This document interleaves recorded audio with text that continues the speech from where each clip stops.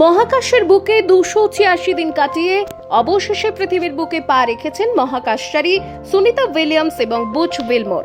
মাত্র 9 দিনের জন্য মহাকাশে গিয়েছিলেন তারা, কিন্তু বিভিন্ন যান্ত্রিক সমস্যার কারণে 9 দিন কখন মাসে পরিণত হয়েছে তা বোঝাই যায়নি।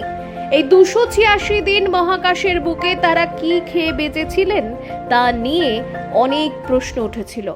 মহাকাশ সংস্থার ডাক্তারেরা তাদের খাদ্যাভ্যাস এবং স্বাস্থ্য পর্যবেক্ষণ করছিলেন।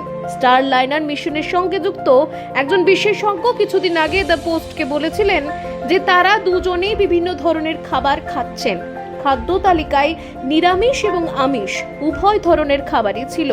মেনুতে ছিল গুঁড়ো দুধের সঙ্গে সিরিয়াল, পিৎজা, চিংড়ি, ককটেল, রোস্ট চিকেন এবং টুনা মাছ।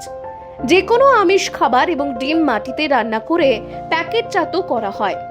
নাসার মতে আন্তর্জাতিক মহাকাশ স্টেশনে প্রতিটি নভোচারীকে প্রতিদিন প্রায় 1.72 কেজি খাবার সরবরাহ করা হয়। বেশিরভাগ মহাকাশচারীর খাবার হিমায়িত, শুকনো বা প্যাকেটজাত করা হয়।